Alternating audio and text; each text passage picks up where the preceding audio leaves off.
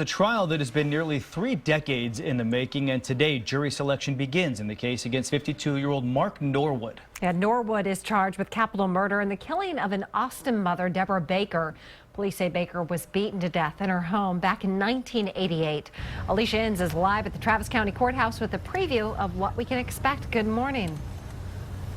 Hey, good morning, Kate. Yeah, and there is just a lot of history to this case. And while the jury selections get started here in just about 3 hours, it's important to look back because back in 2013, Norwood was actually sentenced to life in prison for the beating death of another woman, Christine Morton, in her Northwest Austin home back in 1986. And in fact, in that case, Morton's husband spent 25 years in prison after he was wrongfully convicted of that crime. Now Norwood is going on trial for killing Deborah Baker 2 years later.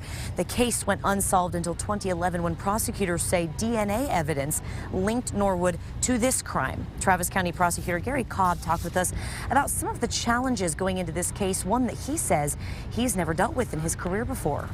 And it's been very fascinating, especially when you throw in the fact that it happened so long ago. Technology was entirely different back then, especially when you're talking about DNA. And then you have the length of time that Michael Morton spent in prison, wrongfully convicted of an offense.